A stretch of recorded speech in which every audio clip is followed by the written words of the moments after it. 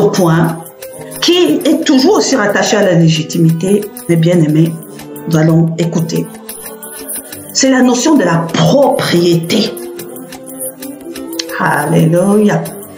De la propriété. Tout appartient à Dieu.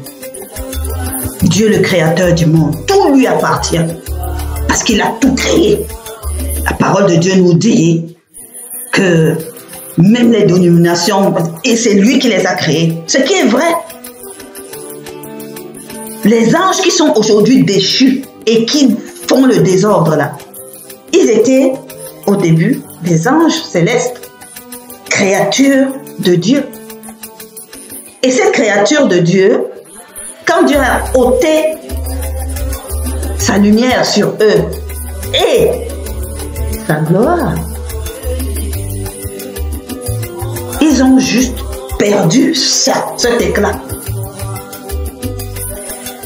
Et perdu toute cette capacité de lumière céleste. Et dans les ténèbres, ils s'agitent parce qu'ils ont gardé toute leur capacité en tant que talent, action et tout ça. Parce que Dieu ne se dépend pas de ses dons.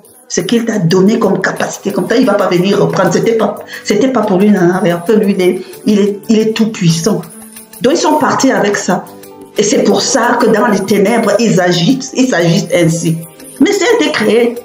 Ça fait partie de la création de Dieu. Il n'y a rien sur cette terre qui n'ait pas été créé. Ils peuvent avoir été déformés, mais ils ont été créés. Alléluia. C'est comme nous, les êtres humains sur la terre. C'est Dieu qui nous a créés, nous tous. Même le bandit, le plus bandit du bandit, le plus grand sorcier, c'est Dieu qui l'a créé. Personne ne s'est créé, rien ne s'est créé tout seul. On parle de ce principe, tout appartient à Dieu. Mais notre Dieu, c'est un Dieu de règles, de lois. Il fait les choses et il dispose. Les anges vont être comme ça, les humains vont être comme ça, ainsi de suite, la terre va être comme ça, le firmament va être comme ça. C'est lui qui a disposé ça. Et à toutes ces choses, il a donné la capacité de se mouvoir d'une certaine façon. Alléluia. Quand il a créé le ciel, il a dit le ciel, tu vas briller, tu vas présider le jour, tu vas donner de la chaleur, etc. Est-ce qu'il y avait quelqu'un avec lui? Il a dit, tu auras ça. Et personne ne peut revenir dessus. Aujourd'hui, le soleil brille. Tu vas l'arrêter? Qui va aller arrêter le soleil pour briller? Alléluia. C'est pareil. Tu peux prendre chaque chose qui existe dans la création. Pas les choses que les hommes ont bâties de leurs mains. Il faut faire une nuance là-dedans. On dit tout le monde entier. Il y a ces choses que la voiture, c'est pas Dieu qui a créé la voiture. C'est l'homme qui a créé la voiture de son intelligence en utilisant les éléments qu'il trouve sur la terre. Donc, alléluia. Donc, comprenons les choses comme ça. Dieu a tout. Il a créé la terre et il a donné à l'homme la capacité de se mouvoir, d'agir de manière légale sur la terre. Depuis le jardin d'Éden avait été donné à l'homme. Amen. Mais Adam avait été donné à Adam pour cultiver et garder et se mouvoir. Rien ne pouvait se passer sur cette terre. D'abord, jusqu'à présent, rien ne peut se passer sur cette terre sans intervention humaine. Mais Adam, comme nous le savons d'après la parole, a succombé à la ruse de l'ennemi et a perdu sa préséance sur la terre. Et a perdu, c'est comme quand tu perds une autorité, tu deviens comme un enfant. Et désormais, tu es un régent. Donc Satan a usurpé la préséance de l'homme sur la terre. Il a usurpé vraiment la gouvernance de cette terre. Mais de façon subtile, parce que sur cette terre, aucun esprit ne peut se déployer sans utiliser le corps de l'homme. Aucun esprit ne peut se déployer sans utiliser le corps de l'homme. Il a perdu cela. Désormais, Satan, qui est menteur, avec sa horde, possède le cœur de l'homme, envahit l'esprit de l'homme pour les amener à faire les choses selon son programme et pas selon le programme divin. Et c'est ce qui se passe aujourd'hui. Et c'est cet homme-là qui avait perdu l'esprit de Dieu et qui, maintenant, un espace vide, vient être occupé par l'esprit des anges déchus, a peuplé cette terre et a façonné son modèle de vie. C'est le modèle monde. Il faut bien comprendre ça. Le monde n'est pas un espace terrien. Le monde, ce qu'on appelle monde, c'est un système. Système, une manière de fonctionner, une manière de faire les choses, une manière de penser. C'est ça le système monde. Alléluia. Parce que la terre reste terre. C'est ce qui a été créé avec ses arbres et tout. Mais la manière de faire les choses, c'est les hommes qui ont tissé ça au fil des millénaires. Et ça a donné ce que ça a donné. Amen. Et ce que nous vivons aujourd'hui et qui va se poursuivre jusqu'au terme, quand il viendra juger les vivants et les morts et quand il établira vraiment de manière efficiente le royaume de Dieu. Mais Dieu avait programmé et Dieu avait prévu de récupérer sa création. Et il a mis un processus en route. Le clou du processus est avec Jésus, la mort de Jésus-Christ à la croix du Calvaire. Alléluia.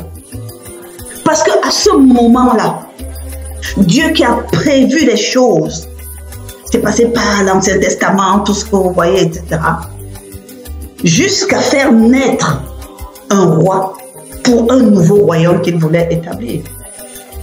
Et nous connaissons comment ça s'est passé jusqu'à la mort de Jésus à la croix et sa résurrection. Avec sa mort et sa résurrection, Jésus-Christ, Fils de Dieu, à ce moment-là, paye un prix fort. Dieu fait payer un prix fort et récupère la propriété complète de la terre, de sa création entière. Amen. Cette notion de propriété, vous savez, la nature fait beaucoup de choses. Dieu n'a pas choisi le moment même de la croix pour rien. La domination, je disais encore, j'ai des messages, j'ai une série de messages sur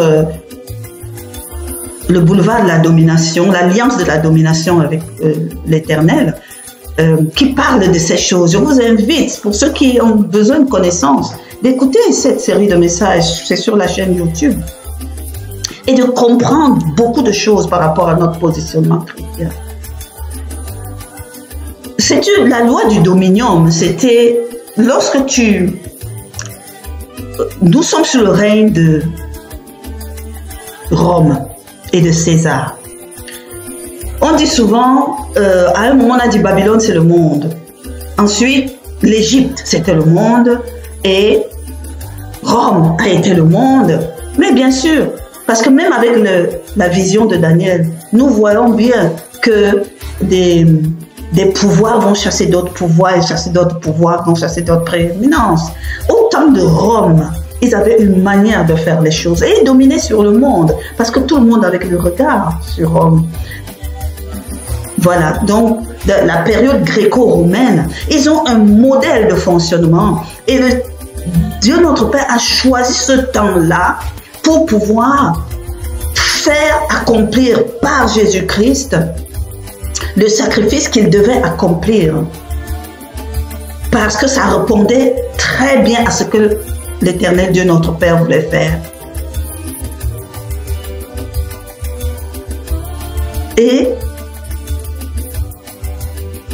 la loi du dominium consistait à ce moment-là pour Rome qui voulait conquérir le monde Ils avaient créé cette loi pour eux. Donc c'était quelque chose qui était valable et s'appliquait partout où ils allaient.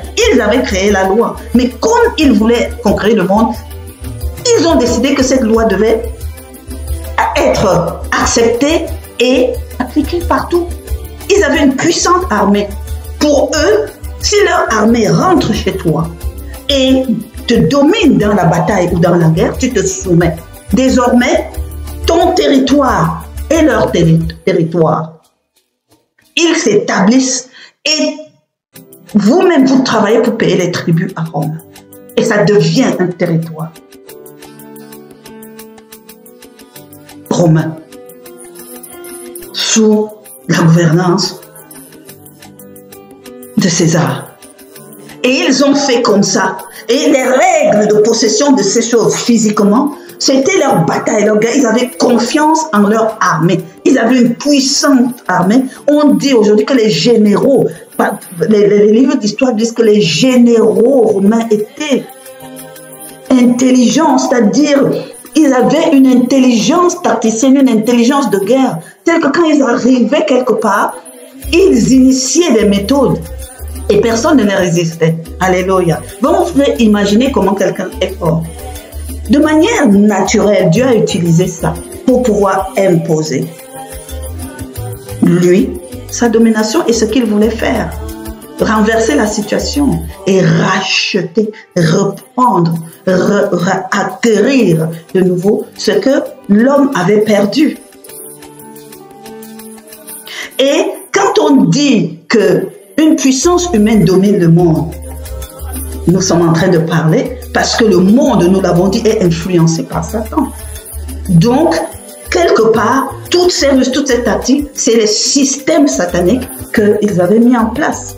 Amen. Pour que les uns et les autres s'autodétruisent. Donc, il y a deux choses qui se passent, et ça se passe sur le plan physique, mais ça se passe aussi sur le plan spirituel. Nous savons que Jésus-Christ a payé à la croix de sa mort, son sang qui s'est versé et qui a jailli. Et ça a un sens, ça a une signification. C'était un signe pour racheter. La parole nous parle de rançon. La parole nous parle de prix à payer. Alléluia. Donc ça a été payé parce qu'en réalité, le mont Golgotha était un site que les Romains utilisaient pour montrer leur puissance. Lorsqu'ils crucifiaient ceux qui s'opposaient au pouvoir de Rome, il les crucifiait là-bas. Et pour quelle raison? Pour la raison que c'était un point élevé et tous ceux qui passaient sur les routes environnantes, parce que ce soit à Jérusalem ou autre, c'était aussi une grande ville, c'était un axe de passage. Et les gens pouvaient venir de partout. Donc c'était pour que le monde entier voit les crucifiés de Golgotha et sache que c'est comme ça que finissent ceux qui s'opposent au pouvoir de Rome. Et c'est pour ça que, à la limite, ils ont crucifié. Mais seulement la puissance en marche a voulu que, puisque c'est ce que le Père voulait, a voulu que l'on écrive sur la croix de Jésus qu'il est un roi. Et que ce Ponce Pilate a reconnu qu'il était un roi de quelque part. Donc la royauté et l'établissement de Jésus a été reconnue par Rome. Et lorsqu'il a été enterré, son sang a payé. Maintenant, spirituellement, et ça signifie une chose, ce pieu de Christ-là, c'est une bannière. C'est une bannière. Chaque nation, chaque État, chaque royaume est distingué, nous le verrons dans le détail plus tard, par son drapeau. Et quand on dit qu'on monte la bannière d'un pays, c'est sur un pieu. Et c'est aussi identifié aux pieux comme les pieux de bornage. Les pieux, quand tu achètes un terrain, quand tu achetais un terrain pour délimiter, on dit qu'il faut borner le terrain. Donc il faut aller planter les pieux pour délimiter. C'est une manière de dire que ici, là, ça m'appartient désormais. Puisque au mont Golgotha, c'est ce qui était à César qui était planté. Désormais, le roi qui prend place dit, c'est désormais à moi. Parce que je triomphe sur le monde. Vous représentez le monde, je triomphe sur le monde. Ça, c'est physique. Spirituellement, il a payé un prix. La revendication de Satan, qui ne cherche que la mort, a eu la mort pour rançon. Et comme c'était la mort d'un innocent, il est descendu dans les abîmes. La parole nous dit ça. Il est descendu dans les abysses. Et ce n'est que sorti de son corps naturel et revêtant son habit de lumière que Satan, ancien Lucifer déchu, l'a reconnu. Et dans le royaume d'autorité spirituelle, tu respectes, tu fléchis les genoux devant celui qui te dépasse. Tu fléchis les genoux et tu obéis. Il a reconnu la gloire qui venait des cieux. Jésus a repris les clés. C'est pour ça qu'il parle des clés à Pierre en lui disant, attendez, si que j'aille faire ce que je vais faire, parce que je vais te donner les clés. Alléluia. Il récupère les clés et il repart. Nous connaissons la suite. Et cette loi que les Romains avaient instaurée, qu'ils ont appelée la loi du dominium, c'est ce que l'on utilise encore dans le monde aujourd'hui pour façonner les lois pour l'acquisition des terrains et l'acquisition des propriétés. La loi du dominium, c'est pour dire que ça désormais m'appartient et personne n'a rien à dire. Donc, Jésus-Christ est venu appliquer la loi du dominium par son sang versé, par sa vie, pour récupérer la terre. Amen. Et désormais, le pieu planté à Golgotha est le bornage de la terre que Jésus-Christ récupère. Donc, désormais, c'était pour vous dire que la terre n'appartient plus à l'homme depuis qu'il l'a donnée à Satan. Mais maintenant, la terre appartient à qui? À Jésus, à celui qui l'a récupéré. À Jésus. Parce que la parole de Dieu dit, il lui a tout donné. Il lui a tout donné, il a tout mis à ses pieds en parlant de notre Seigneur Jésus. Tout désormais appartient à Jésus. Ça n'appartient plus aux hommes, ça appartient au Père, mais ce n'est même pas dans son usufruit, puisque lui, il délègue toutes ces choses. Maintenant, ça appartient à Jésus. Et Jésus dit désormais, c'est pour ça qu'il nous dit, j'ai vaincu, j'ai repris la terre. Personne ne peut plus se darder de posséder.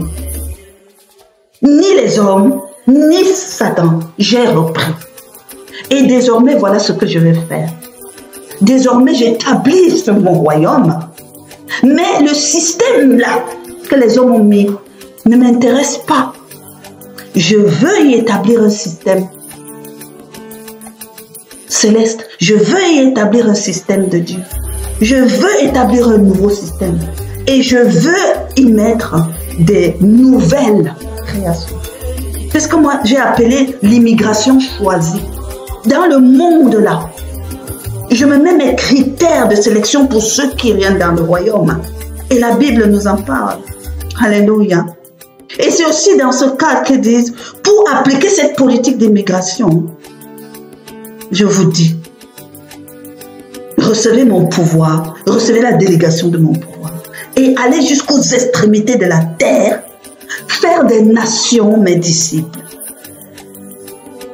Et j'ai envie de dire ici, mes bien-aimés, la parole s'y dit, faites des nations mes disciples. On n'a pas dit de faire des individus des disciples. On a dit de faire des nations des disciples. C'est-à-dire le système du monde, le système que les hommes ont mis là, doit être transformé par le renouvellement de l'intelligence pour devenir à l'image du système du royaume de Dieu. Voilà le challenge. Alléluia. C'est le challenge. Et cette notion de propriété, il vaut mieux que le chrétien le comprenne. Et Jésus-Christ délègue Il met sur les épaules, il délègue des parcelles de ce qui lui appartient. Désormais, à ceux qui rentrent dans le royaume et qui s'investissent pour œuvrer avec lui. C'est pour ça qu'il tend la main. Il a besoin de nous. Dieu a besoin de nous, puisque ni lui ni Jésus ne peut rien faire sur cette terre sans les autres. Ce sont des esprits. Ils doivent animer notre esprit afin de mouvoir notre corps. Parce que voyez-vous, à la création, Dieu a formé une masse de chair informe, mais capable de fonctionner. Il y a soufflé un esprit. Il y a soufflé un esprit. Et l'esprit d'animation a donné vie à cette masse. Je dis, c'est l'esprit d'animation. Ça a animé le corps de l'homme. Il est devenu. Mais l'Éternel avait établi son esprit sur eux par ce cordon et cette bénédiction qu'il leur a donnée. Mais il a dû ôter son esprit avant de faire le déluge. Tellement, il a dit, l'homme, mon esprit ne peut pas rester dans l'homme. Désormais, je vais regarder avant de mettre mon esprit. Mais l'homme se meut. Donc, pour que cette masse de chair se meuve, il faut un esprit. Soit tu te meus tout seul avec ta part de petit esprit que Dieu avait mis soufflé en toi pour que tu bouges et fasses les choses qu'il avait pensé te donner comme don, comme qualité, comme aptitude. Il y a beaucoup qui fonctionnent comme ça. Mais ce qu'ils oublient, c'est que cet homme-là est faible en fait. Donc, il a besoin d'être canalisé soit par l'Esprit de Dieu, soit par d'autres esprits. Donc, tu choisis les autres esprits, ils forcent même la porte, ils te pilotent. L'Esprit de Dieu, tu l'invites. L'Esprit de Dieu, tu l'appelles. L'Esprit de Dieu, tu choisis d'aller avec. Et c'est pour ça que Jésus-Christ a prié, afin qu'on ait le Saint-Esprit. Le monde n'a pas l'Esprit de Dieu. Le monde ne peut pas agir avec le Saint-Esprit. Amen. C'est réservé au royaume de Dieu. Amen. Pour sa politique d'immigration choisie. Alléluia. Amen. Donc, être propriétaire, être convaincu de son sens de propriété, c'est très, très important pour l'enfant de Dieu. Parce que Satan va toujours tenter de faire croire que non. Mais il faut avoir compris ça. Il faut savoir planter ta bannière. Il faut être sûr que l'étendard qui flotte, c'est Christ. Il faut comprendre que ce territoire sur lequel il t'a envoyé, c'est pour ça que la parole nous dit des choses comme « Tout lieu que foulera ton pied, je te le donne en protection ». Quand tu vas pour fouler un lieu de tes pieds, c'est qu'on t'a envoyé. Et si tu es un vrai envoyé, alléluia, tu as ton arsenal d'occupation. Tu plantes la bannière quand tu arrives. Tu plantes tes bornes. Alléluia. Et tu fais flotter le drapeau du royaume. Amen. Et ça, ce n'est pas seulement une illusion ou des actes. C'est d'abord dans ton spirit, dans ton mental d'enfant de Dieu. Ça s'est imprégné dans ton caractère, dans ta personnalité. Alléluia. Et dans ta foi. Et ta foi est manifeste par rapport à ces choses. Amen. Ça veut dire seigneurie. Tire son nom dans la seigneurie. Donc, notre Seigneur, Jésus est devenu vraiment Seigneur. Par rapport à cet acte. Il est devenu propriétaire de la terre. Et quand nous appelons Jésus-Christ est mon Seigneur, ça veut dire que Jésus-Christ est mon propriétaire, je lui appartiens. Amen. Je lui appartiens.